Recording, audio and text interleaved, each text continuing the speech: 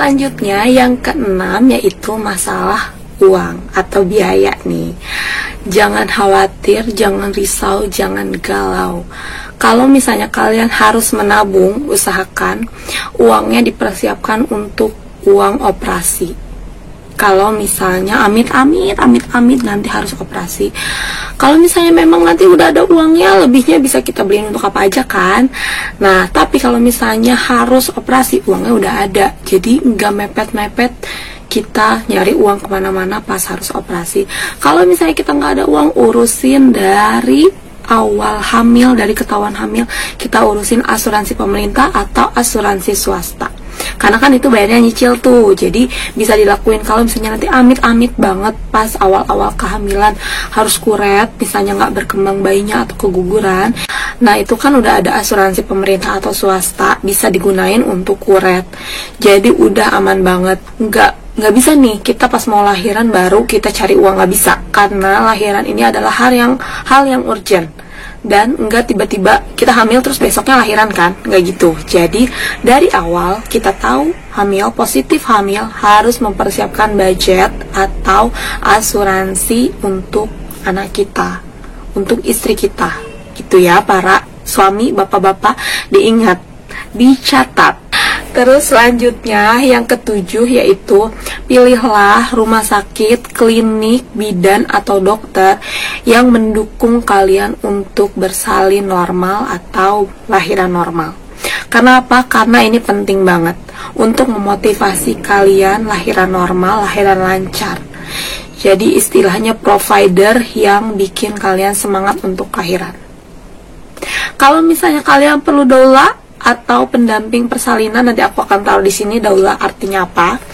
Itu boleh banget dan itu bagus banget untuk mendampingi persalinan. Kebetulan pengalaman aku kemarin, aku nggak didampingi doula. Aku sempat mikir akan didampingi, tapi kayaknya suami aku cukup menjadi doula aku yang baik. Suami aku adalah orang yang sabar banget, yang dukung aku di segala situasi, yang positive thinking banget. Jadi aku percaya beliau bisa mendampingi aku gimana pun situasinya dalam emosi apapun. Makanya aku bisa lahiran normal dan lancar. Intinya dampingi dengan orang yang positif yang mendukung kalian bisa lahiran normal. Lalu yang kedelapan, biar tidak ada hambatan dalam melahirkan normal, yaitu jangan lupa selama hamil cek lab. Tanya ke bidan atau dokternya perlu cek lab apa. Kalau pengalaman aku kemarin, aku cek lab prenatal baru atau diantaranya H2TL, HB, trombosit, leukosit, dan hematokrit. Kemarin hemoglobin aku sempat di bawah normal. Normalnya itu kan 12, aku itu sekitar 9 kalau nggak salah. Nah, kalau misalnya kalian udah tahu di awal-awal, ini hemoglobin ini bisa dikejar loh. Aku waktu itu dikejar dengan buah bit, terus minum Ferrofort, makan buah naga, minum jus strawberry, dan lain-lainnya. Makanan apapun yang bisa menaikkan HB aku. Itu bisa kalian contoh juga, atau kalau kalian HB-nya normal, kalian masih harus wajib banget minum penambah darah atau FE. Kenapa sih harus banget cek lab? Nah, kalau misalnya cek labnya HB, itu kita biar tahu HB kita berapa. Kalau misalnya di bawah normal, itu beresiko untuk kita mengalami perdarahan saat persalinan. Nah, selain itu juga, kita juga wajib untuk ngecek HIV atau HBsAg. HBsAg itu untuk mengecek kita apakah ada hepatitis B-nya atau enggak. Kenapa sih wajib banget? Kalau misalnya kita ada hepatitis B-nya, itu kemungkinan bayi kita akan tertular. Bayinya pas lahir bisa langsung divaksin, jadi resiko untuk tertular HBsAg atau hepatitis B makin kecil. Kita juga screening apakah kita ada HIV-nya atau enggak. Kalau misalnya memang amit-amit ada HIV-nya, itu harus ditanganin di rumah sakit yang khusus biar tenaga kesehatannya nggak tertular HIV, dan biar penanganan untuk bayinya juga maksimal agar bayinya juga nggak kena HIV juga.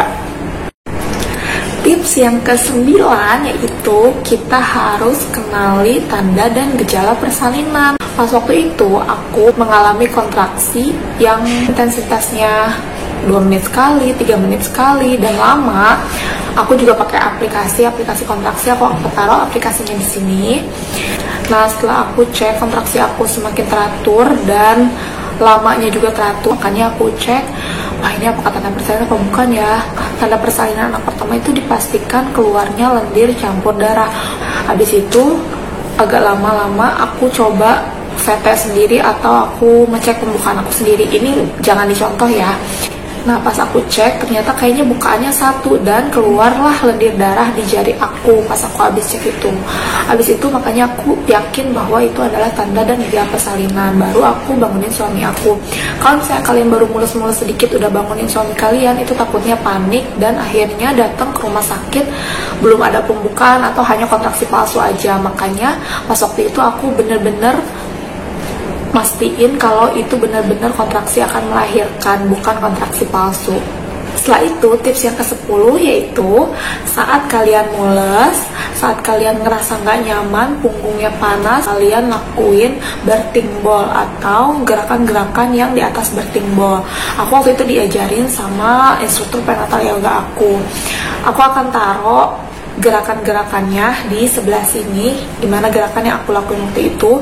Akhirnya saat aku melakukan gerakan itu nyaman banget dan mulesnya teratur, tapi masih bisa aku atasi.